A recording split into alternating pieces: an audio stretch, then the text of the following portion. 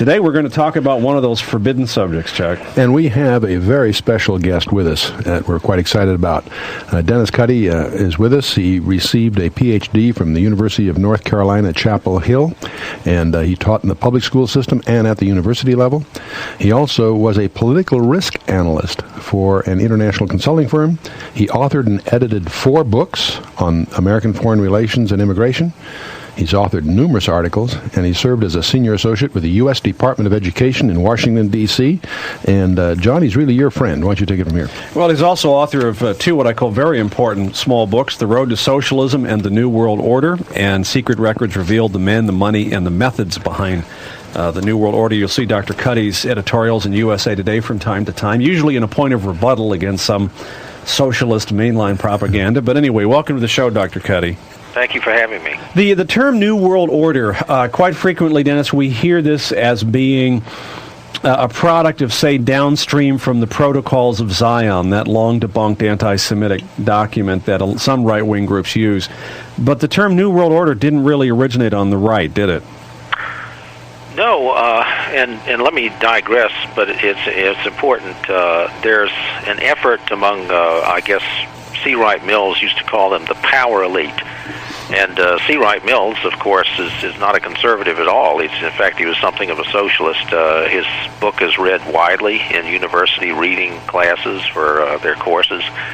And what you have generally is a counter argument that goes on, sometimes a preemptive strike, actually. When the controversy over humanism came up, you would find the mainline media saying, oh, well, no one knows what it is. It's somewhere obscure. It's just a few people, if there is anything.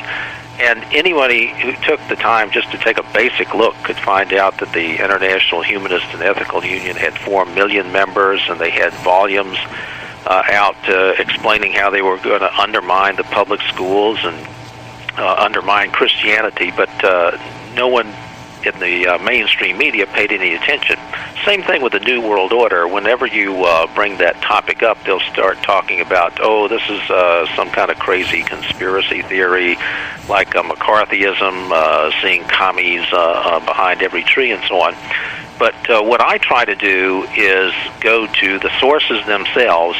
For example, on the issue of McCarthyism, I go to Carl Bernstein of Woodward and Bernstein fame, Watergate. Watergate, right. In his book, Loyalty is a Son's Memoirs, where it's a conversation between his parents and himself, and his parents were members of the Communist Party here, and his father especially was saying, I'm worried, Carl, about this book you're going to write because you're going to clean McCarthy up. People said McCarthy is a liar, but he was not. He was actually correct. We were a force in the country. And he goes on, in essence, they had duped the mainline media. Of course, they were primarily willing to be duped at the time. Now we have revelations from the Venona documents and others that actually there was a communist element in high positions in the government. So what I try to do is use those types of sources. Carl Bernstein, for example, has a very high reputation among the power elite and the mainstream media. So when I talk about the New World Order, I will try to use quotes from Woodrow Wilson, Franklin Roosevelt, and go to the people's diaries, their private papers. For example, Woodrow Wilson's chief advisor was Colonel Edward Mandell House, who covertly wrote a book called Philip Drew, Administrator, describing socialism as dreamed of by Karl Marx, and that's what they wanted. Franklin Lane, one of the secretaries under Wilson, said everything in Philip Drew was coming to pass under Woodrow Wilson. The point of this is Colonel House was in his diary. There's only about 3 copies of this, I think, in existence. It's never been published, and I got one of them. Is explaining in his diary in 1919, looking backwards, that Clemenceau and Orlando from France and Italy, the premiers, were very concerned about these Bolsheviks and their revolution. And they wanted to see if they could stop it militarily. And in this diary, House is saying how he convinced Clemenceau, Orlando, and even his own President Wilson that they could not do this. And then he confides in his diary, of course, I knew that we could. Only a small armament of small tanks and voluntary mercenaries could have put this down. So, in effect, you have one person changing the entire course of history. If you think about the millions of people slaughtered under the Bolsheviks, the nuclear holocaust that was hanging over our head for decade after decade. So when you go to these people's private diaries, papers, and use reputable sources, it's very clear that there is this new world order that's been going along for a long time. Where do you see the term first really being used, the New World Order? It's become such a buzzword today. How did that evolve? Well, it comes in various forms. Some people say Novus Ordo Seclorum on the dollar bill at the time meant that, and it does in a way. Specifically, the term New World Order goes back to, I guess the most famous book is H.G. Wells, who was a Fabian socialist and had broken with the other Fabians because he wanted this out in the open. He wrote a book called The Open Conspiracy Blueprint for World Revolution. He authored in 1939 a book by the title The New World Order, which he mapped out and showed how it would come about. It would be a synthesis between Eastern communism and Western capitalism into a world socialism. But even prior to that, you would have people like Wilson, I believe, delivered a speech in Minneapolis in 1919. Talking about Woodrow Wilson, right? Right, Woodrow Wilson, where he was talking about the order of the New World. They would use those terms, but not necessarily in that order. You had books titled The New World Order even prior to Wells. There was one by a man named Samuel Zane Batten from the American Baptist Society of all places, saying we need this world socialism. That was 1919. So there are books by the title The New World Order going back at least that far. Then the concept, of course, goes back to in the last century, the 1800s, Edward Bellamy's book, and some other books generally talk about that sort of thing. You have the general concept going far back. The Baha'is, Baha'u'llah in the last century, around 1850, was talking about the need for a world government. The first I can tell major person was Dante in 1313 AD in his book De Monarchia, claiming that we needed a government for the world, a world government. So the concept of world government goes far back. The actual use of the term New World Order in terms of a book title goes back to at least 1919, and then the concept even before that. Now, we see I think it was in 34, when we see the occultic overtones introduced also through Alice Bailey, didn't we? Right. Her going back into the previous century, Madame Blavatsky had been part of the revolutionary element that had come up after the French Revolution and the League of the Just with Karl Marx and so on. And she had joined Garibaldi in the middle of the last century and formed the Theosophical Society. And after her was Annie Besant took over. Then after her, Alice Bailey, whose books were first published around 1921 with Lucifer Publishing Company. Which is now called Lucis Trust. Right. And next year they changed their name to Lucis Trust, and Lucis they used to be housed up at the UN, on UN Plaza. They moved down the street now on Wall Street, I believe. But they would supervise to some extent the UN meditation room and so on. But anyway, in the 20s, Alice came up with a new group of world servers, the Arcane School, World Goodwill, and so forth. And in the 30s, she started writing supposedly from these ascended masters. She was getting these telecommunications or whatever, where she would say, we need a new world order with points of light connected to service, if you've heard that phrase recently. That was George Bush, right? President Bush, yeah.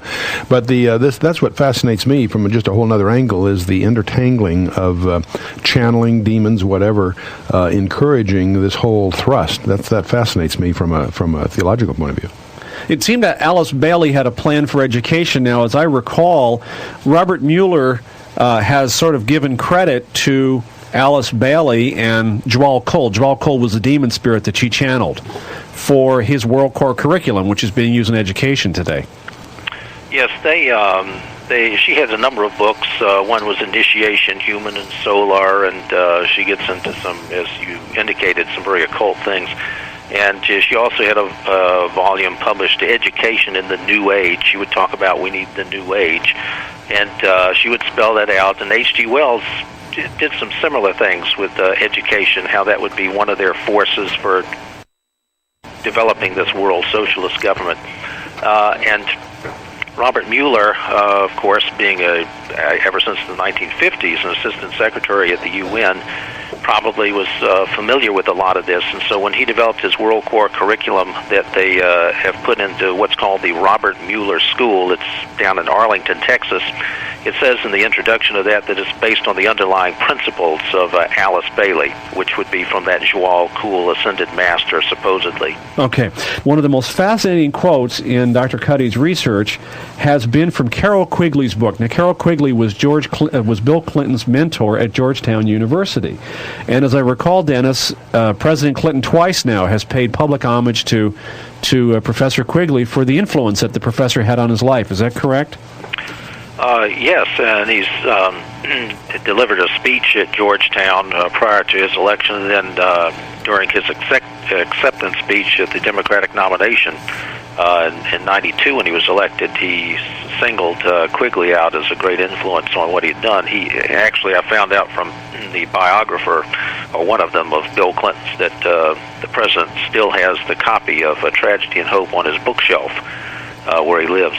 Okay, but Chuck, you've got to read this quote. Yes, a quote from the book really sort of gives you an insight. There's so many people, Christian and pseudo-Christian authors and ministries, that are making such an emotional thing about Christians even being aware of these tides and trends, and that's one reason we're trying to focus on this with our guest. But reading from Clinton's mentor, Professor Quigley, it reads as follows, for example. There does exist, and has existed for a generation, an international network which operates to some extent in the way the radical right believes communists act. In fact, this network, which we may identify as the roundtable groups, has no aversion to cooperating with the communists or any other groups, and frequently does so. I know of the operations of this network because I've studied it for 20 years, and was permitted for 2 years in the early 60s to examine its papers and secret records. I have no aversion to it and to most of its aims, and have for much of my life been close to it and to many of its instruments. I have objected both in the past and recently to a few of its policies, but in general my chief difference of opinion is that it wishes to remain unknown, and I believe its role in history is significant enough to be known, close quote. I guess by roundtable group, Dennis, he's talking about the Council on Foreign Relations. Am I correct? Well, let me clarify that. You're basically right, but I'll give you the 30-second history of this thing. Okay. Cecil Rhodes, who formed the Rhodes Scholars, the Rhodes Scholarships, of which Bill Clinton and Strobe Talbot and others were nominated and selected, formed a secret society called the Society of the Elect. It had a circle of initiates and so forth. The Association of Helpers were formed after Rhodes' death by Lord Alfred Milner, and they formed the Round Table groups, which were semi-secret organizations from which in England came the Royal Institute of International Affairs, and in this country, the Council on Foreign Relations. Which was originally the Institute on Foreign Affairs, but they just changed the name.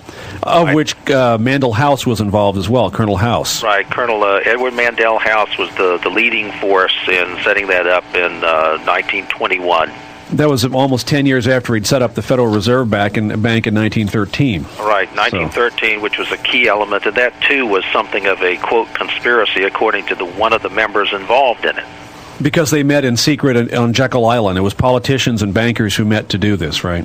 Right. Frank Vanderlip was one of the few people who were on that car, in the box car that went down to Jekyll Island. He said they couldn't use their names. They had to have code names. They couldn't be seen with each other. And he wrote this up in 1935 in the Saturday Evening Post, saying he'd never felt more like a conspirator in his life. Can you give us, we've been talking about history a little, can you give us some feeling of more modern, more recent events like NAFTA, GATT, and so forth that are consistent with this whole tide and trend? Right. In the little booklet, Secret Records Revealed, I try to track this through because many people, whenever you talk about the Council on Foreign Relations, are very skeptical. They say, well, this is some sort of right-wing conspiracy theory. But Quigley would refer in that book that you were quoting from that the CFR was a, quote, front organization for the power elite. Not only that, the year before Quigley's book, Arthur Schlesinger, a very famous historian and with the Kennedy administration, in his book 1,000 Days, said the same thing. And he's a member. He said the CFR is a front for the power elite, along with the Rockefeller, Ford, and Carnegie foundations. He called them fronts. So they're very bold about that. And the Rhodes Scholars, there are many of them in the Clinton administration. One is Richard Gardner, who back in the Council on Foreign Relations journal, which is called Foreign Affairs in April of 74, would say that to get to our house of world order, it would be better to erode national sovereignty piece by piece than the old-fashioned frontal attack. And then he went on and explained how they would use GATT to do that. And this is 1974, about almost 23 or so years ago. And so the plan had been in the works for quite some time. The idea being, if you develop regional economic arrangements. Again, part of Cecil Rhodes' Association of Helpers back in the 1940s, a fellow named Corbett would write about this. You have to develop regionalism first, regional economic entities first, before you can then have a world economy, and then you will say the world economy must be managed by a world government. It was a step-by-step strategy which has been going on for many, many decades. The plan has been laid out, and NAFTA and GATT are tremendous parts of it, because then what you do is you shift people's loyalties from their nation to their economic interest, which may lie in these, let's say, NAFTA, and then APEC and the Asian Pacific and the European community. And therefore, in terms of socialism, you would find the phrase applicable, workers of the world unite. We become workers. And you find the schools today going into the outcome-based education, school to work, because they're preparing students, you'll hear this phrase, to compete in the global economy. Right. So you transfer people's thought processes to this global development that's going on, and therefore they're no longer seen as extremely loyal to their nation. We even saw this, I think, manifested in the State of the Union address recently, where President Clinton, throughout that speech, speaks of global this and global that. And that's one reason we wanted to sort of bring all this out for our listeners, is because there's a view being promoted that somehow an awareness of these things suggests that you're some kind of extreme right conspiracy buff, when in fact it's just one of being aware of a manifest tide that's even using just the writings of the left, not the right, to understand what the agenda is and what its manifest destiny would appear to be. Is that fair, John? I would say so. Dennis, we've got about 2.5 minutes left. Why don't you tell us about Strobe Talbott? This one's sort of unique. Well, Strobe Talbott is a Rhodes Scholar roommate of Bill Clinton, who wrote in the summer prior to Clinton's first election that perhaps national sovereignty is not such a great idea after all, and that the case for world government is clinched. He wrote that in Time magazine. And after that, he received a Global Governance Award from the World Federalist Association, and President Clinton wrote a congratulatory letter to the WFA saying that he thought this was a fine selection of Strobe Talbott, and Clinton noted that their previous president, Norman Cousins, had worked for world peace and world government. I mean, he specifically used that term, and he concluded the letter by wishing this organization, quote, future success. Their sole reason for existence is to have a world federal government. So we have this support. Another Rhodes Scholar, Robert Reich, to pick up on what Chuck said, wrote in a book, I don't know what an American company is anymore. You're all primarily multinationals. So I try to use their own words to demonstrate what we're talking about. That's an interesting example you use, because I used to be a senior executive with the Ford Motor Company, One American Road, Dearborn, Michigan. I left Ford at the end of the 68, 69 time period, and when I left the Ford Motor Company, over half their assets were outside the United States. In other words, these multinational corporations aren't just exporters, importers. They're ones that legally, structurally straddle borders, and I think that's another dimension to all of this. But another word's come up here, John, that you mentioned very briefly. You notice the word has shifted from New World Order to global governance. Right. You mentioned that, but I'd like to really emphasize that for our listeners, that the buzzwords are shifting. And can you comment on that, John? Well, New World Order became a liability. I think what surprised everybody, and I think Dennis will back me up on this, is that when President Bush first began to say New World Order, most people in the public said, "What's a new world order?" For those of us who've been following the history of it, we fell off our chair because he was using it in public. Not only was he doing that, he was quoting from Alice A. Bailey, whom is a known occultist. So this set up red flags real quick, and a lot of us were quick to jump on that. So it became a liability within about 2 years. And now the slide is to global governance. And you notice how it's a slight twist, Dennis, and I'm sure you could elaborate on this. The fact that they will say, well, we're not doing global government, we have global governance. Well, how do you have governance without some kind of legal structure intact? And that's ultimately what we're talking about at these United Nations summits now. Trying to soften it with the idea of a federated collection of nations and that sort of stuff. It's like Dr. Cuddy said, we talk about the thing, we have to be prepared to compete in the coming century. Clinton is now repeating this mantra over and over again. You'll hear other mantras in education, such as the school to work, lifelong learning. That's the next buzzword you'll hear.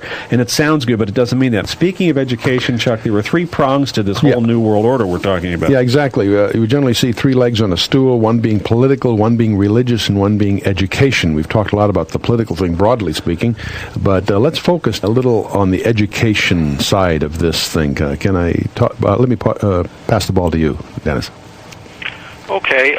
Previously, I mentioned Cecil Rhodes. The idea in his particular plan, now there were others. There are the Fabian Socialists, and that's a whole other track, but was to have key people within about 3 or 4 decades penetrate the areas of politics, economics, journalism, and education. And the idea would be they would credential individuals who would then become published heads of universities, and they in turn would open doors to the right type of people, namely globalists, that they wanted in key positions.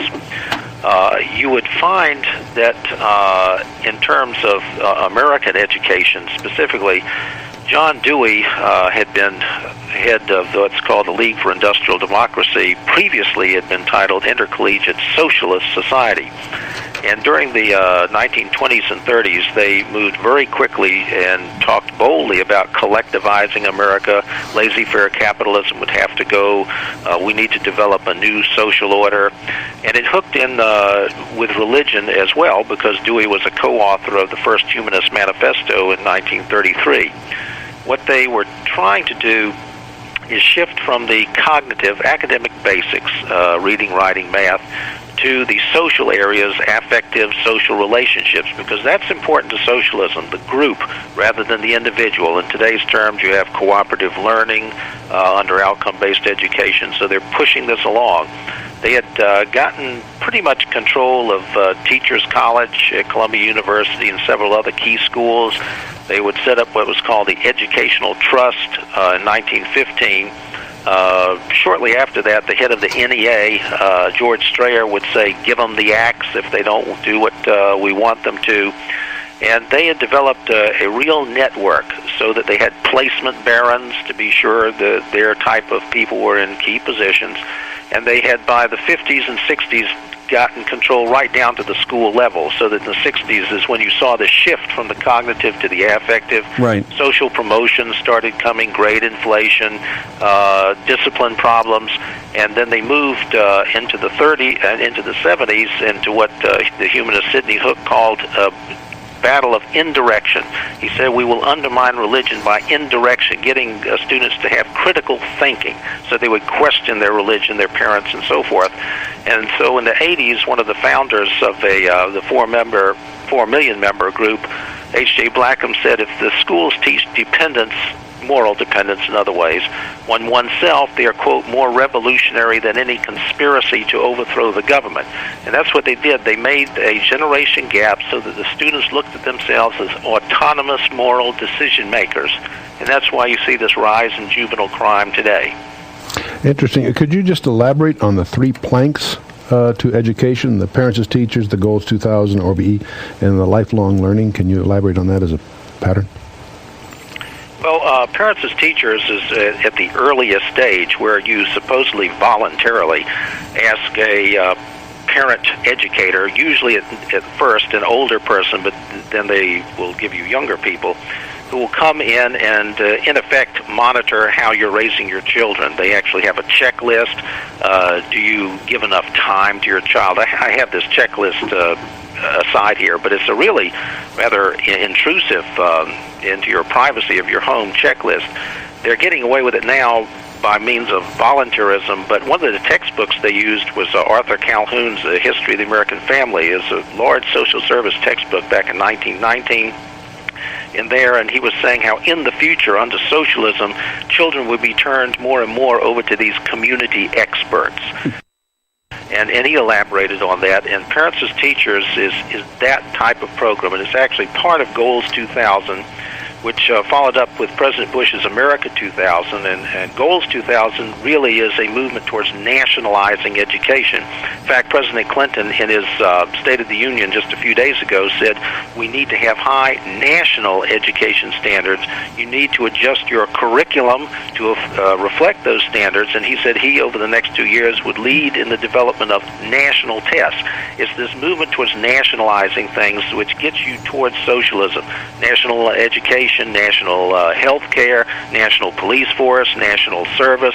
Recently, President Clinton and George Bush and Colin Powell got together and wanted to emphasize national service again. It's this tendency towards nationalizing, which is necessary as a phase toward internationalizing. They're already having international standards in education. Okay, go ahead. I'm sorry. And lifelong learning is their vehicle to keep track of you over time. Mark Tucker, for example, with the Carnegie outfit, said to Hillary Clinton, a board member, that he'd just come out of David Rockefeller's office and they were celebrating Bill Clinton's victory because it would give them a chance to put in place their human resource management system, monitoring people, students, everybody, from cradle to grave, the same system for everyone. And so lifelong learning allows them to say, well, we need to track you throughout your whole life. Right, and we're talking about... It's a school-to-work thing. It's a school-to-work thing, right. And we're not just talking about academic performance. It's a good 50% of it, it's psychological profiling, am I correct? School to work is your skills development, your capability of working with others, and to that extent it gets into your psychology. Part of what the educators did was the Psychological Corporation was set up in 1920, and in there's an article written shortly thereafter by its founder saying we want to get key people in key places psychologically who are adjusted towards our way of thinking. And later on, I got the private correspondence that they had between themselves and the first governor's school in the nation that I happened to attend back in '63, and they said we want to keep files on these people, monitor, track, and so forth. It's this grand experiment which goes through Tavistock in England and the National Training Labs, which was set up by the NEA in 1947 and later produced a book called Issues in Human Relations Training, where it refers to their sensitivity training as, quote, brainwashing, quote. So there's a whole pattern here. How is the link from there into globalism itself? Are there overt efforts to condition people to think as global citizens and to diminish patriotism? Sure. You have the NEA, for example, 40, 50, 60 years ago, editorializing that we need a world government. There's that sort of thing. Then you have UNESCO being set up with the first Director General, Julian Huxley, saying that we'll get people conditioned to think about eugenics down the road. They're not ready now, but we'll get them to do that. And he was one of the hardcore Fabian socialists at the time. UNESCO put out a series of books called Toward World Understanding, which said you really need to play down nationalism and emphasize internationalism if we're all going to live in peace and harmony. Now, what they try to do is not a direct assault, just like Richard Gardner would say. He rode piece by piece, and Sidney Hook said by indirection. You want people to slowly adjust to this voluntarily. So what you might find internationally is that we would drastically reduce our military. That would force us to join in with these various peacekeeping efforts. And so about a year or so ago, Americans for the first time were put under foreign commanders, UN commanders. You might have an outcry against that, just like you might have people outcrying against sex ed. But very slowly, because they control the process, they will get their way. In education, you might not like a superintendent. Even if you get rid of that superintendent, the next one has to be credentialed by the same people. So they control the process. So even when you think you're succeeding because of this process control, they really have a grip on you. That really was dramatized to me, at least, some time ago when this young airman, Michael New, was court-martialed for refusing to take a UN uniform. He's perfectly willing to serve whatever they want him to do, but he wanted to do an American uniform because he signed up for the Constitution, not the UN. And he was court-martialed, discharged from the service, and we were startled by that, dramatizing it. The other thing that hit me recently as I was traveling through Europe, I discovered when you check out of a hotel, they ask your permission to deduct add $1 to your bill to ship to the United Nations Children's Fund. Now, I'm not against children, but I was really disturbed that it's a delete option. In other words, unless you object, they, whether it's a rent-a-car or whether it's a hotel, if you're traveling, they have a little implied voluntary tax in favor of the so-called UN Children's Fund, whatever that really is, who knows. But and I'm always fascinated how they even at Halloween tried to use this UNICEF thing, this whole tide we see in perhaps subtle ways, but it's really surprising. I'm beginning to understand why David Breese, when he wrote his book, The 7 Men Who Rule the World from Their Graves, neat little book, points out, he includes, of course, John Dewey as one of these guys whose really roots here underlie much of what we've been talking about. And one reason we've spent this week talking about this is to try to offset the deliberate misinformation and disinformation be promoted by not only the pagan left, but also by Christian and pseudo-Christian authors and even some ministries that are promoting falsehoods, really, among the Christian body, and in so doing also are besmirching a number of the Christian leaders. And we felt the one way to deal with all of this is to go proactive and just let's get the truth out about the background of what glibly people call the New World Order or the tide toward global governance. It goes by several labels. This is not the myth of the wacko right. This is really the agenda previously hidden but now quite manifest of the pagan left. Right. So it's becoming interesting because as it bursts forward, and I don't know where I got this quote, but they said when the New World Order finally would make its last dash for the finish line, it would have to do so naked, because it would have to throw off all of its clothes, be seen for what it really was, and then run like heck to make it there before anybody tackles it. See what I'm saying? That's very graphic, John. Very graphic, and I think that's pretty much where it's at, because right now all the Freudians in our listening audience are taking notes, John. But go ahead. Don't tell me I'm XYZ retentive. All right, we'll do that. So anyway, earlier in the week we talked about the 3 prongs of this New World Order. The term New World Order, we went through the history of that. We showed that didn't come from the right. It's been used hundreds of times by people promoting global government. There's a political arm. We dealt with education yesterday, and today I know Dr. Cuddy wanted to look at religion. Yeah, I'd like to have you talk about that, Dennis, if you would. Okay, a lot of times when you talk about the New World Order or something, some conspiracy going on, if it involves international bankers or whatever, the immediate term that comes up as well, this is some sort of anti-Semitism. But actually, the leading people, if you begin a century ago, Andrew Carnegie, John D. Rockefeller, J.P. Morgan, and others, were not Jewish at all. If you think about what's going on among the power elite, it's really non-religious. There are people who claim to be of various religions, Catholics, Buddhists, whatever, who would participate among these power elite individuals. And picking up on what John said, H.G. Wells indicated that in the end, the process would be speeded up, and there would be no effective opposition prepared anywhere. People would have become gradually accustomed, sort of like the frog in the water that gets hotter and hotter. And so Wells actually said that this conspiracy, that's the term he used, would be a world religion. It would have that aspect to it, and that was in the same year, 1934, that John Dewey issued his book, A Common Faith, the year after the First Humanist Manifesto. And Dewey was saying in there that dogmatic religions like Christianity would simply have to surrender, because if you're going to have this synthesis, not only economic synthesis of Eastern communism and Western capitalism into a world socialism, and I think Hong Kong is their model for this, because that's what will be going on there. In religion, what would happen is a synthesis as well, so that you would only have those values that all religions could agree upon. Of course, there goes Jesus Christ out the window, because other religions don't agree on him. The idea progressed in various ways, even into the Trilateral Commission, which is an outgrowth to some extent of the Council on Foreign Relations. It was set up in 1973 by David Rockefeller, And Barry Goldwater, in his book With No Apologies was the title, his autobiography, said that the trilateralists actually wanted not only social, economic, and political control, but they wanted ecclesiastical control as well.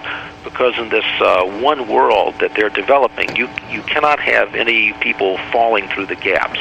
You can't have these fundamentalists, whether Christian or Islamic, creating some sort of massive opposition. Now, they try to play down religion, but they know people are interested in spirituality, so they had to give them a substitute, and that's where the New Age would come in.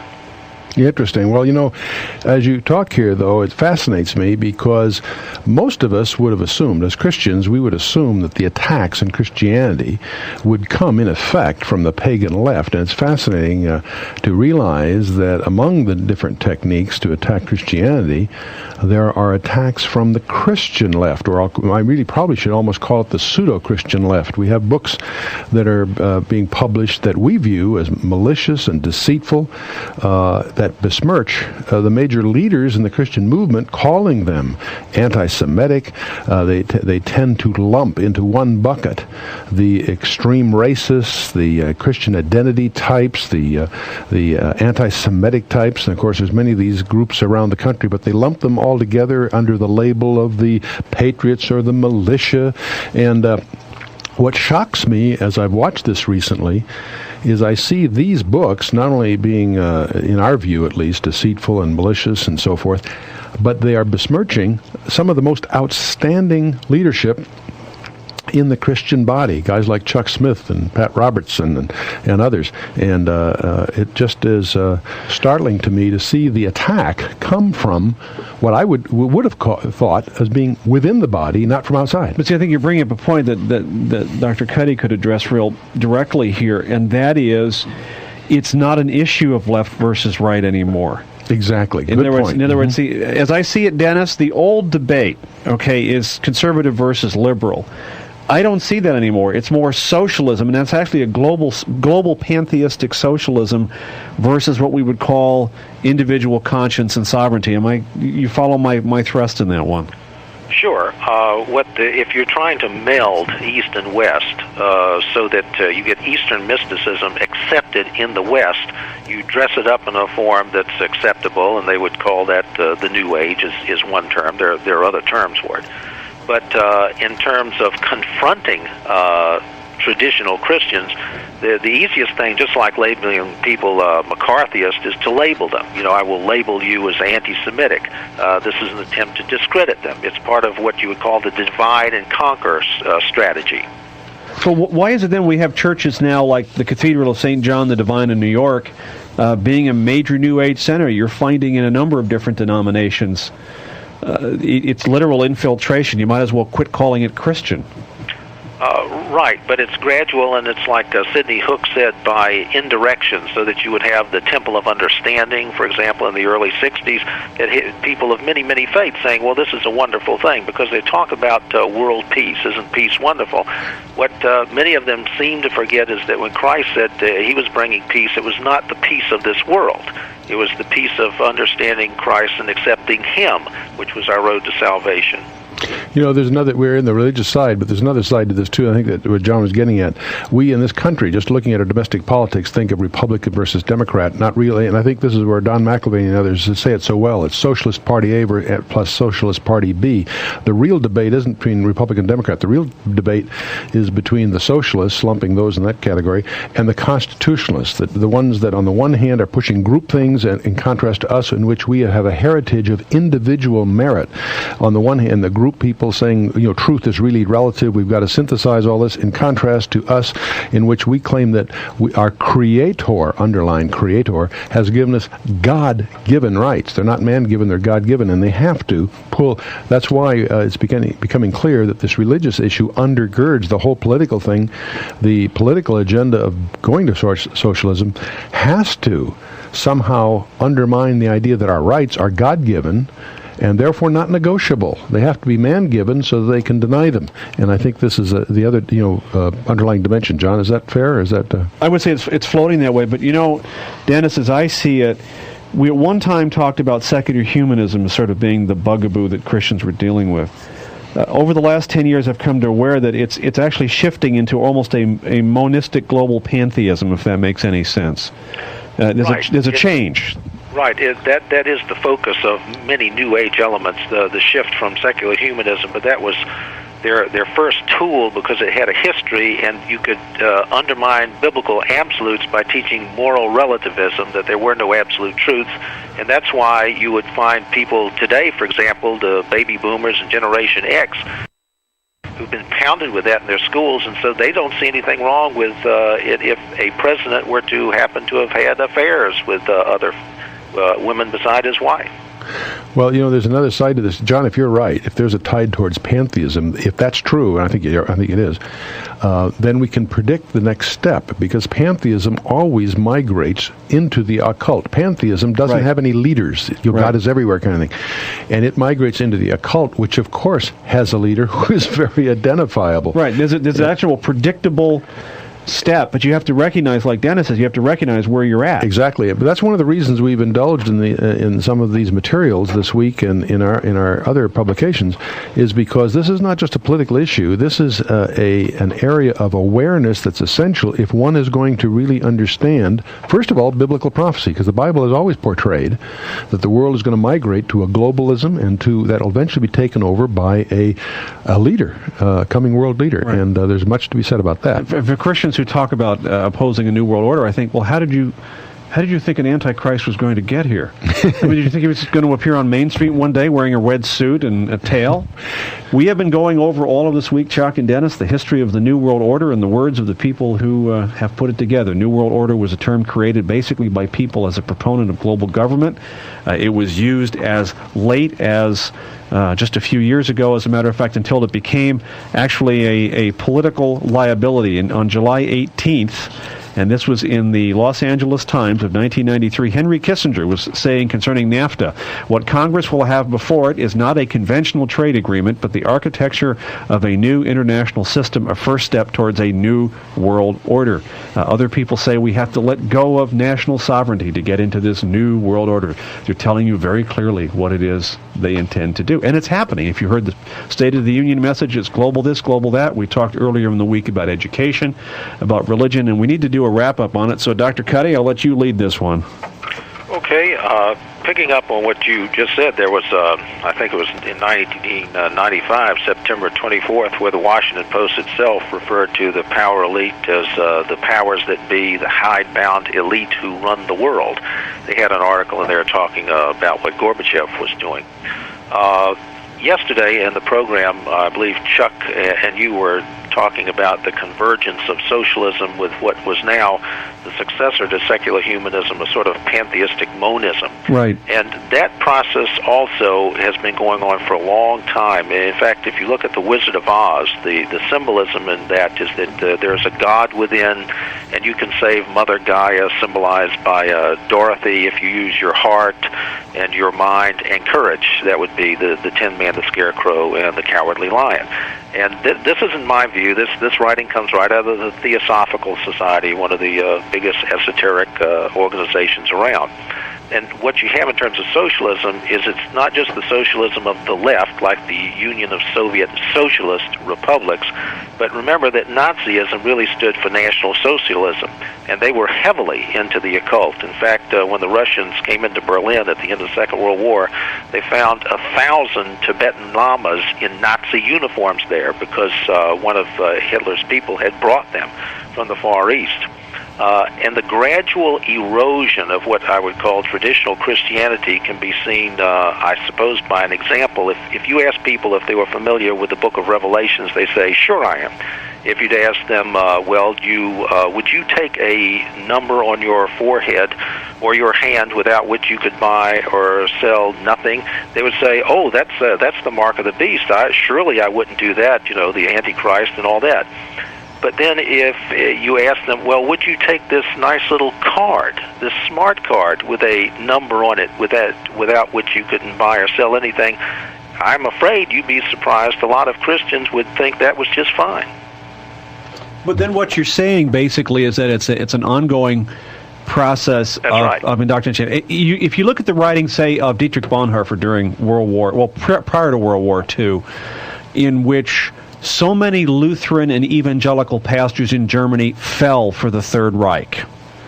And they, first of all, didn't believe the Nazis were going to do what they said they do. Everybody in our country now, we've had Indiana Jones and war movies out the kazoo, and we all look at Nazis as being bad, evil things. We forget that Nazi or German society embraced them to a large degree as being good. And there were segments of the U.S. that was also supportive, too, prior to the real outbreaks. Prior to the real outbreaks. Mm-hmm. So basically, we talked about there are churches now. If you go to certain churches, I keep thinking of St. John the Divine.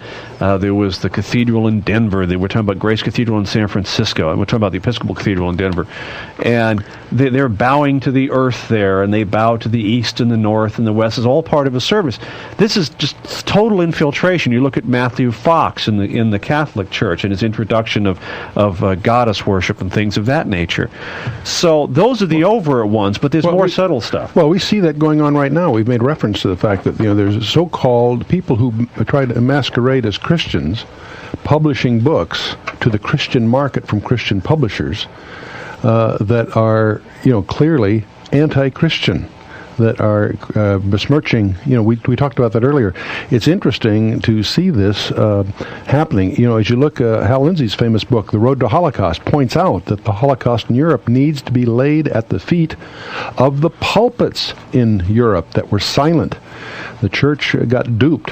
And I see a real analogy between the ineffectiveness of the church community in Germany during the Holocaust period, and I see the same thing happening today. There are pulpits in America where pastors are sort of arguing that our kingdom is not of this world, and almost preach an attitude of ignorance toward what's happening in this country. I'm not saying that we should go towards political activism necessarily. I'm saying that we should at least be aware of what's going on and not label people who are sounding the alarm concerning the erosion of our heritage as some kind of wacko nuts, but really one of being the watchman, if you will. But in the light of that, though, Dennis, if we were to what just Chuck said, I think the reason a lot of the inaction is taking place is a gradual process of brainwashing in the media. We can lay that one at their feet.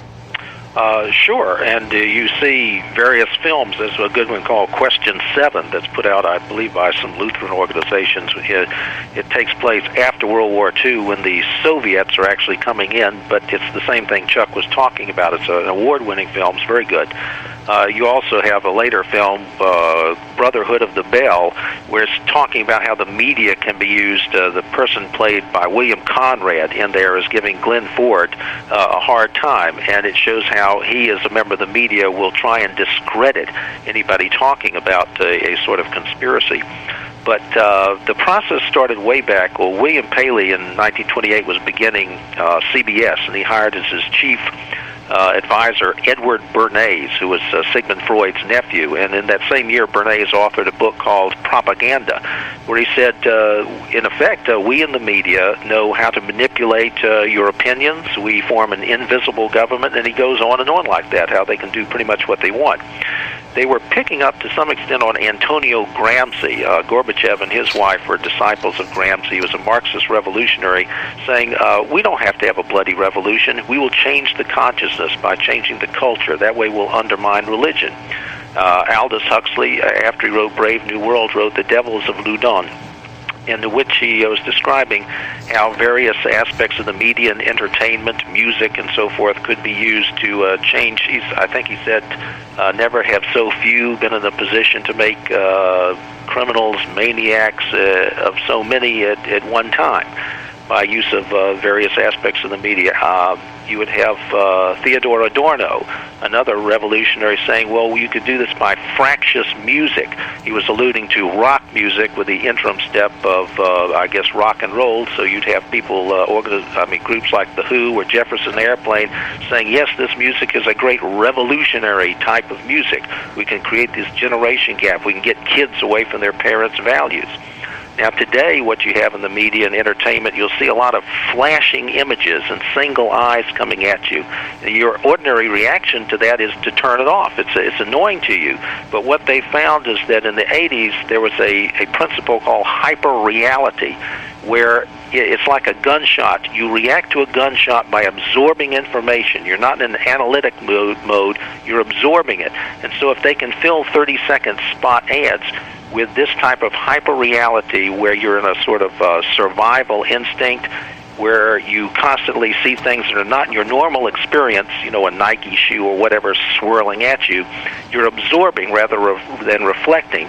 And so that comes into your consciously. It doesn't make you walk out immediately like some robot and buy a Nike or whatever it is, but it's in your process, your mental faculty, and if they flash that image 10 times, there's 10 registrations in your brain of that type of thing, so that later when you are going to buy a shoe, at least Nike will be present in your mind. And so there's this hyper-reality which follows what George Orwell had said in 1984 when the person was saying to O'Brien, Big Brother's agent, the people will never fall for this. They'll never go with this. And he said, but what if we quicken the tempo of human life? Because when they do that, you're busy. I got to go to the shop, I got to go to the store, I got to go to the dentist, I got to pick up the kids. And you're so busy that you're never able to sit down and reflect on what they're doing to manipulate you. That's interesting.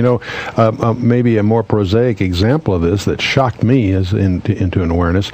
It wasn't that long ago they were circulating a video called The Clinton Chronicles, which of course had a lot of fascinating interviews. I think most discerning people in America have seen or heard about that video.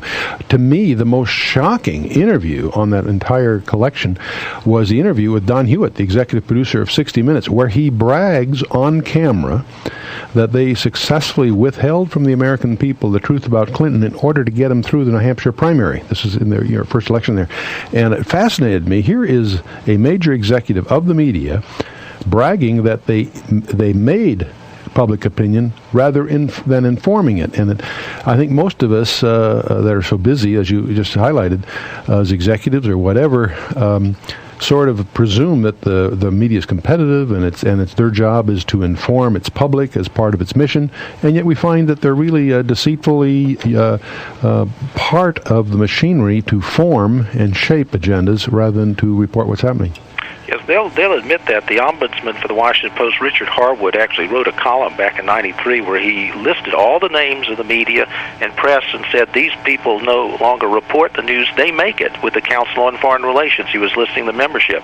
And the 30s, part of this group, Cecil Rhodes' followers, said in a book about the London Times, it says they have this meeting at All Souls College or so forth at Oxford, and they decide what you do not hear. It's not just what they tell you, it's what they decide to keep from you.